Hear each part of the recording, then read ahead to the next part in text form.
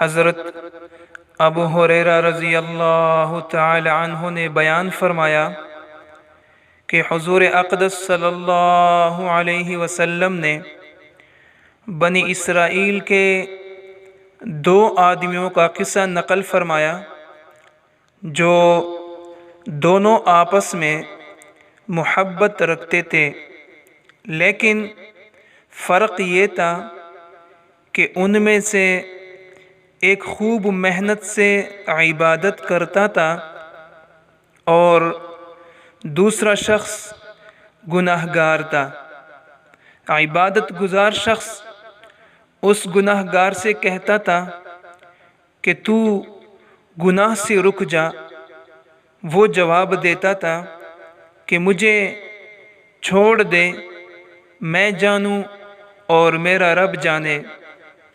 اسی طرح بات چلتی رہی، یہاں تک کہ عابد نے اس گناہ گار شخص کو ایک دن ایک ایسے گناہ پر پایا جس کے بارے میں اس نے یہ سمجھا کہ یہ عظیم گناہ ہے، اور اس سے پھر وہی کہا کہ تو گناہ سے باز آ جا۔ اس نے وہی کہا کہ مجھے چھوڑ دے، میں جانوں اور میرا رب جانے۔ کیا تو مجھ پر نگران مقرر کر کے بھیجا گیا ہے؟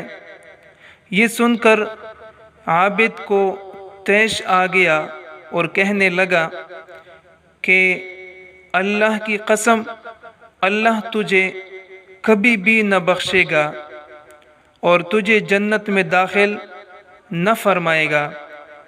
اس پر اللہ جل شانہ نے فرشتہ بھیجا جس نے دونوں کی روح قبض کر لی، اور دونوں کی حاضری اللہ تعالیٰ کی بارگاہ میں ہوئی۔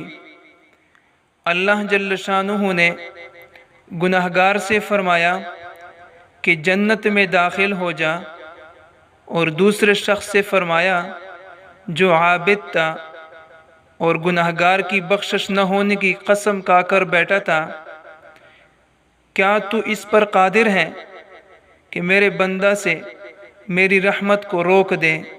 کہنے لگا کہ اے پروردگار، ایسا تو نہیں ہے۔